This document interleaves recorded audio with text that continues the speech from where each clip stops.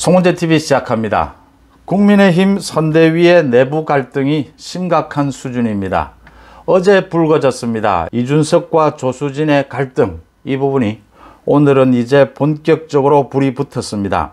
그러니까 잠시 전에 이준석 대표가 오후 4시에 기자회견을 열겠다라고 밝히고 조수진을 향해서 공보단장직에서 사퇴하라. 자신은 상임선대위원장직을 내려놓겠다, 사퇴하겠다라고 얘기를 하면서 오후 4시에 선대위 전체를 개편하는 부분에 대해서 자신의 생각을 밝히겠다, 이렇게 예고를 했습니다. 이준석과 조수진이 충돌한 것은 어제 오전에 선대위 회의에서 이제 비공개로 된 다음에 김종인 총괄선대위원장이 있는 자리였습니다. 김종인 총괄선대위원장이 제지를 하는데도 두 사람이 전면적으로 충돌을 했습니다. 회의 중간에 이준석이 자리를 박차고 나가고 조수진은 나는 이준석의 이야기를 내가 왜 듣느냐, 당대표 이야기를 내가 왜 듣느냐, 나는 윤석열 후보의 말만 듣는다, 이런 식으로 고성을 지르는 모양새가 연출이 됐습니다. 그러니까 어제 갈등이 촉발된 것은 조수진이 회의에서 윤석열 후보의 뜻이라면서 최근 들어서 김건희 씨 갈등, 그 부분에 대해서 당에서 대처하는 것이 좀 소극적이다, 미흡하다, 이 부분에 대해서 지적을 하자 이준석 대표가 공보단장이 대처를 잘못하고 있는 것이 아니냐, 공보단장이 김건희 씨 논란에 대한 대처 부분, 거기에 더 나아가서 일부 언론에서 윤석열 측근 핵심 관계자의 이름을 따서 지금 이준석과 김종인에 대해서 공격하고 있는 부분, 그런 부분에 대해서 왜 잘 대처하지 못하느냐, 이렇게 지적하면서 두 사람의 말싸움이 시작이 됐습니다. 여기에 조수진이 왜 내가 이준석 대표의 말을 들어야 하느냐, 나는 윤석열 후보의 말만 듣는다, 이렇게 얘기를 하면서 정면 충돌이 일어났고, 회의가 끝난 다음에 조수진이 이준석에 대해서 사과를 했습니다. 문제는 오후 들어서 조수진이 그 한 유튜브에서 지금 이준석에 대한 탄핵, 이준석을 비난하고 탄핵하자라고 하는 내용, 그 유튜브를 링크해서 일부 기자들에게 조수진이 뿌렸다. 그게 이준석 귀에 들어가면서 이준석이 조수진에게 사퇴를 요구하고 나섰습니다. 조수진에 대해서 사퇴를 요구하고 자신도 상임선대위원장직에서 사퇴하겠다. 그 대신 오후 4시에 선대위를 어떻게 개편할 것인가 라는 부분에 대해서 자신의 생각을 밝히겠다, 이렇게 예고를 하게 된 겁니다. 어제 오전 선대위 회의에서부터 지금까지 벌어지고 있는 이준석과 조수진의 이 충돌, 이걸 겉으로만 보면 조수진이 당으로 보면 자신은 최고위원이고 당대표니까 명령을 따라야 합니다. 또 선대위 조직에 있어서도 이준석은 상임선대위원장이고 자신은 공보단장이니까 공보단장은 상임선대위원장의 명령을 따라야 하죠. 그래서 이준석의 말을 따르지 않겠다, 명령을 따르지 않겠다라는 조수진의 말은 항명입니다. 또 조수진이 그 이유로 나는 윤석열 후보의 말만 듣겠다라고 하는 것은 굉장히 부적절한 말이죠. 자신의 분을 사귀지 못해서 실언을 한 것이다, 이렇게 보입니다. 어제 회의에서 조수진이 부적절한 말을 한 것, 항명을 한 것, 그 다음 그 이후에 이준석에 대해서 탄핵을 해야 된다라고 하는 그런 내용의 유튜브를 공유한 것, 조수진이 2번에 걸쳐서 사과를 했다라고 하더라도 조수진이 잘못한 것은 확실합니다. 특히 윤석열 후보까지 끌어들인 것은 결정적인 실수, 실언으로 보입니다. 조수진 최고위원이 공보단장직에서 사퇴하는 등 책임을 져야 하는 것은 분명해 보입니다. 문제는 이준석과 조수진의 이 갈등, 여기에는 뿌리가 깊은 부분이 있다고 하는 점입니다. 그러니까 이준석 대표에 대한 당 안팎의 많은 우려들, 그동안 이준석이 도대체 지금 윤석열 후보를 돕기 위한, 윤석열 후보를 지원하기 위한 당대표로서 또 상임선대위원장으로서 정권교체, 윤석열 후보의 당선을 위해서 어떤 행동을 하고 있느냐, 윤석열 후보의 당선보다는 자기 정치를 하고 있는 것이 아니냐, 이준석이.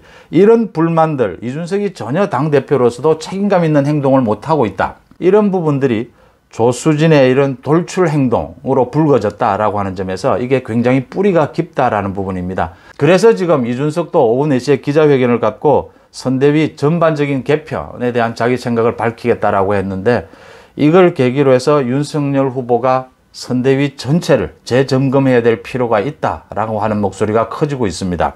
윤석열 후보는 어제 이 두 사람의 갈등 소식을 듣고 기자들이 어떤 입장이냐라고 물으니까 민주주의 정당에서 생각이 다른 사람들 사이에 이런 갈등은 일어날 수 있지 않겠느냐, 민주주의 정당에서 일어날 수 있는 갈등 아니냐. 일단 이준석 입장에서 보면 조수진을 두둔한 것으로 비춰질 수가 있습니다. 그러니까 윤석열 후보가 선대위를 결성하고 난 뒤에 지금 보름째 선대위 사이에서 엇박자가 나고 있다라고 하는 부분, 이 부분을 이제 정리를 해야 되는 단계에 왔다.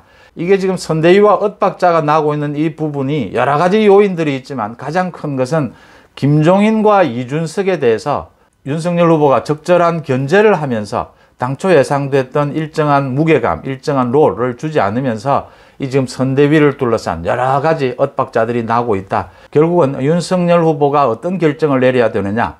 이건 그렇게 복잡한 문제가 아닙니다. 사실은.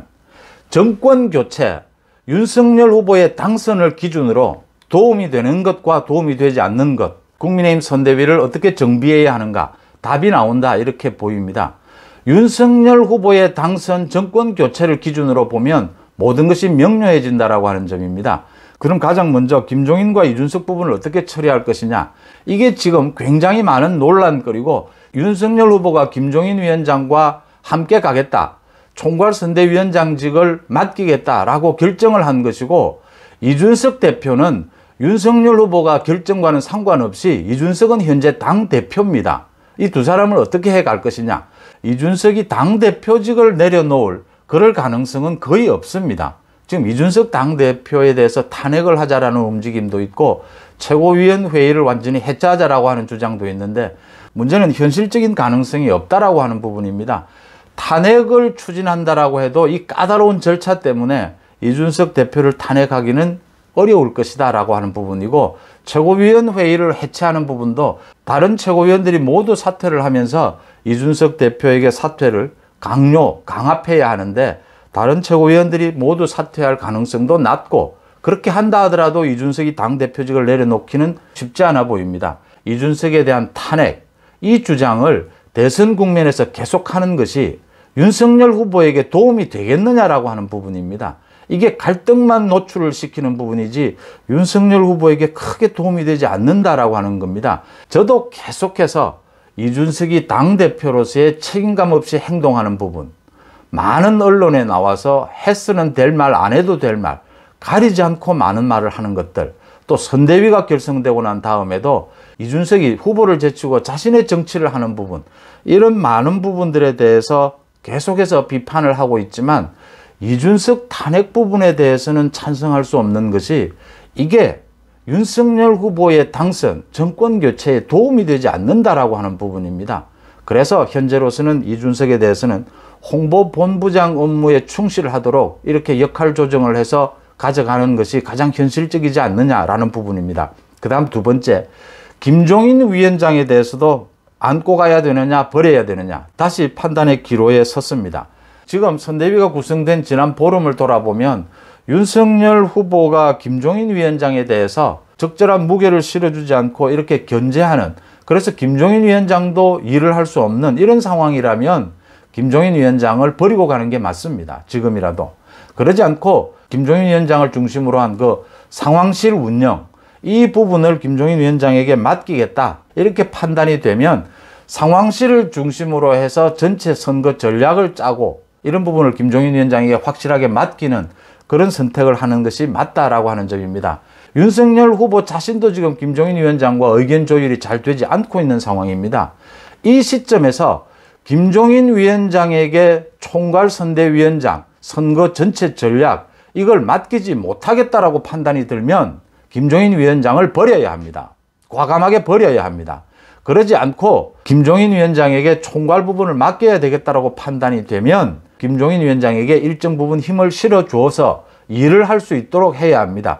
이렇게 현실적으로 정권교체, 윤석열 후보 당선에 어떤 것이 도움이 되느냐를 놓고 합리적이고 냉정한 판단을 해야 하지 않느냐라고 하는 점입니다. 전체 선대위, 거의 비대한 전체 선대위를 조율하는 부분은 윤석열 후보 지금 비서실, 여기에 무게를 실어주면 전체를 조율하는 부분도 할 수 있다. 그러니까 선거에 대해서 즉각 대처하는 부분, 이 부분은 김종인 위원장의 그 상황실을 중심으로 돌아가더라도 또 정책은 김병준 위원장과 원희룡 본부장이 책임을 지고 있지 않습니까? 이렇게 돌아가고 전체는 어차피 윤석열 후보가 전체를 조율해야 하니까 비서실을 통해서 전체를 조율해 가야 된다, 이런 점입니다. 저도 일주일여 전부터 이 선대위의 엇박자가 심각하다, 이건 정비가 필요하다라는 말씀을 계속 드려왔습니다. 윤석열 후보가 선대위를 어떻게 정비할 것이냐? 간단합니다. 정권 교체에 도움이 되느냐, 도움이 되지 않느냐로 나누면 간단해지고, 판세를 어떻게 보느냐가 중요합니다. 지금의 판세는 박빙세입니다. 쉽지 않습니다. 이런 어려운 상황에서는 외연 확장, 중도의 무게를 실을 수밖에 없습니다. 지금은 집토끼, 기존 지지층이 좀 섭섭하다 하더라도 외연 확장에 나갈 수밖에 없습니다. 송재TV 마칩니다. 고맙습니다.